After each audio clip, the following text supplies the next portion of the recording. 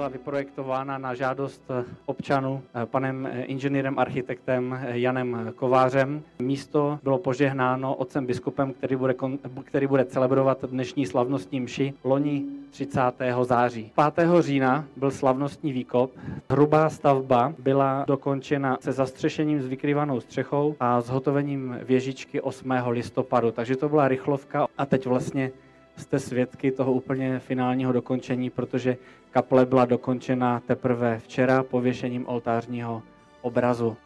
Kaple samozřejmě stála fůru peněz. Motory hnacími výstavby kaple jsou dvě rodiny, rodina Šustkova a rodina Kolovratova, nebo rodina Kolovratova, rodina Šustkova, jak chcete, v jakémkoliv pořadí. Také obec Březová, která přispěla 300 000 korunami díky schválení zastupitelstva obce. Zbytek, to znamená ta největší část, zůstala na vás, na farnících, na obyvatelích Březovska i na obyvatelích obcí, které jsou z blízkého okolí či ze vzdálenějších obcí rozlehlého Vítkovska. Samozřejmě na těchto pracech se podílelo spousta rodin, spousta dobrovolníků, někteří tady nechali i své mládí málem. Nakonec se však ale všechno zdárně podařilo a dneska budeme svědky toho vysvěcení. Takže ještě jednou vás všechny tady vítám a přeji krásný zbytek.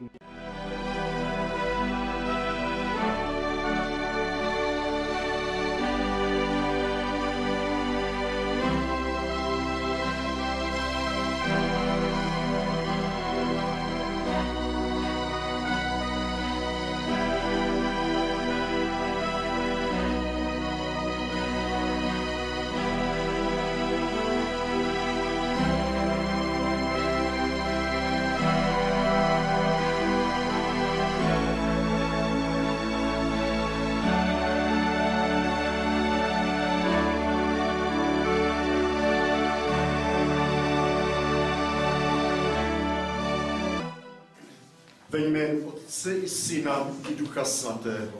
Amen. Milost a pokoj ať naplní všechny, kdo budou vcházet do tohoto božího domu a ať je s vámi se všemi. Otče biskupe, předáváme vám symbolický klíč od této církevní stavby.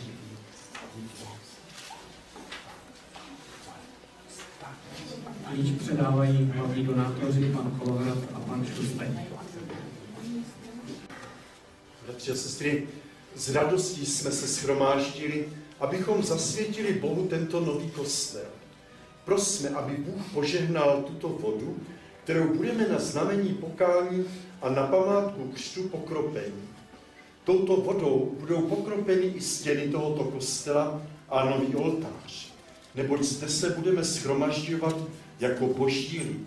Ať je tato voda znamením spasitelné koupele našeho křtu, která nás v Kristu očistila a učinila chrámem tvého ducha.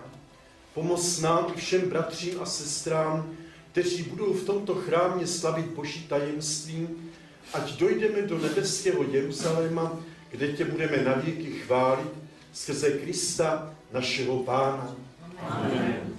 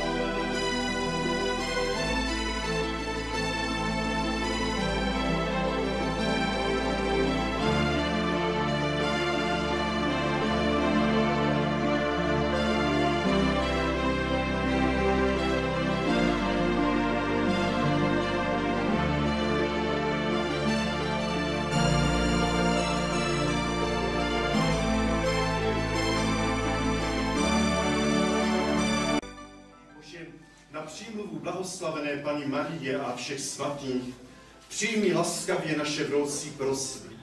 Ať je tento chrám, který ti zasvěcujeme, domem milosti a spásy. A věřící lid, který se zde bude v jednotě srdcí shromažďovat, ať se ti klaní v duchu a pravdě a zdokonaluje se v lásce. Skrze Krista, našeho Pána. Amen. Naplň nebeským požehnáním toto místo, ať je ti tento chrám trvale zasvěcen a oltář, ať slouží ke slavení Kristovy oběti. Protože kostel i oltář jsou znamením jeho přítomnosti mezi námi, budou pomazány olejem, který se užívá při biskupském a kněžském svěcení křižmem. Ať na tento oltář a tento dům se stoupí Boží požehnání.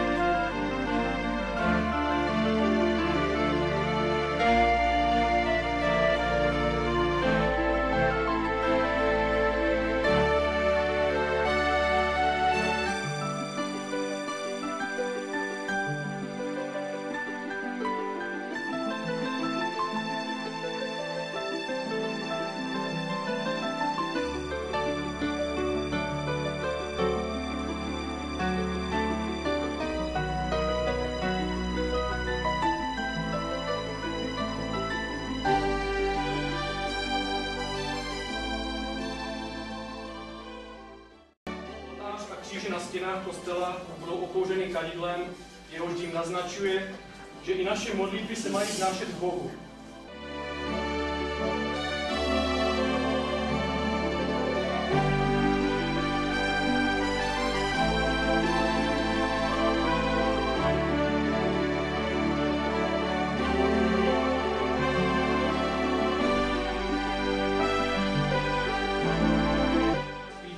Která budou na oltáři zapálena, nám připomínají, že Kristus je světlo pro všechny národy. Také my máme žít ve světle, to znamená vzdát se hříchu a veškeré zloby ve svém srdci. Sílu k tomu nám nabízí Ježíš Kristus ve své oběti.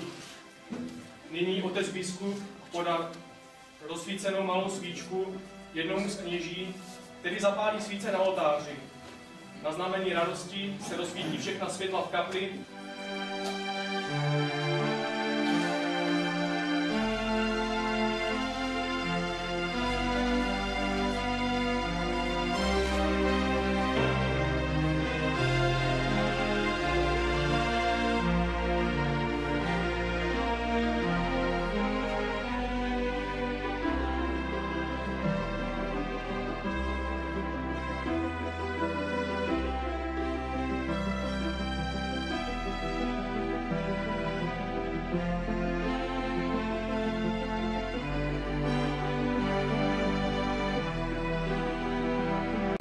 Se, aby Bůh přijal oběť své církve.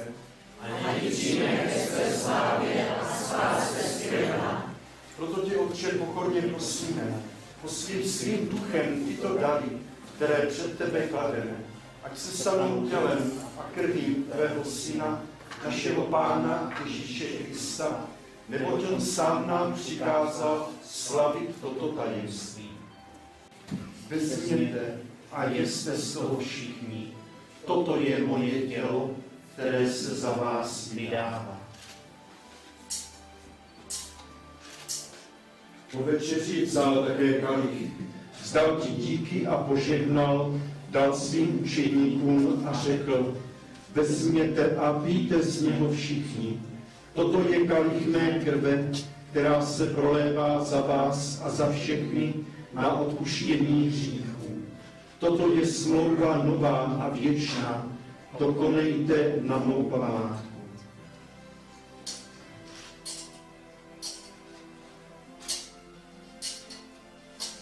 Otče náš, jež jsi na nebesích, posvěť se jméno Tvé, přijď království Tvé,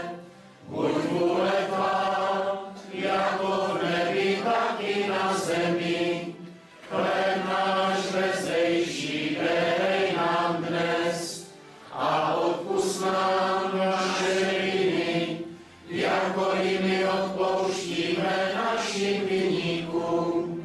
A neuved nás pokušení, ale zbav nás od zlého. Pokoj Páně zůstává vždycky s vámi.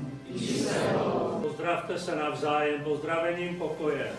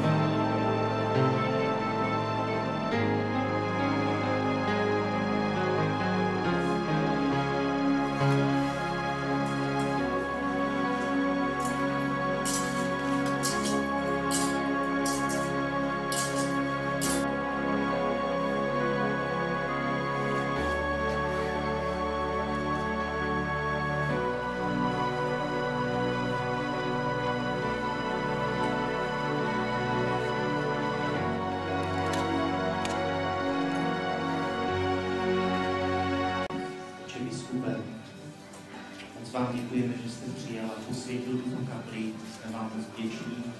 Všem ženám a mužům, kteří se podílejí při organizaci té dnešní slavnosti a jejich věru potřeba hodně, protože ať jsou to hasiči nebo ženy, vám všem díky, velké Pánu zaplatí. Velký díky samozřejmě patří našim stavitelům, panu Polvratovi a panu Šustřovi a všem dárcům, kteří přispěli na to, aby tato kaple mohla tady stát.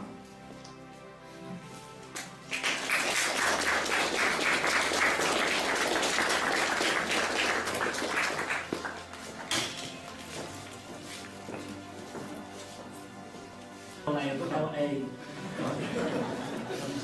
A oznáme, že jsem v LA světil nový kostel. Přijměte v této chvíli požehnání. Pán s vámi.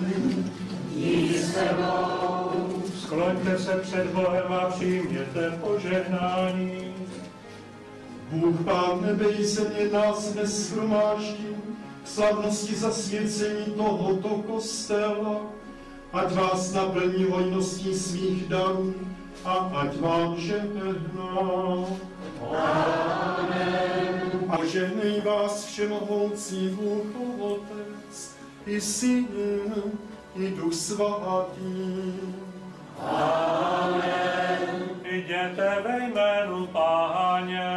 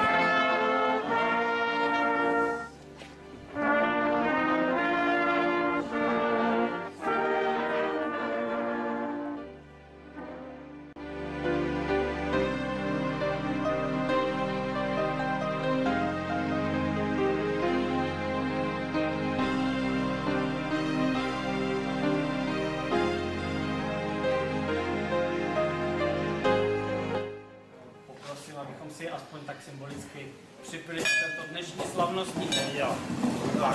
A že jsme se tak pěkně sešli. Tak, na zdraví.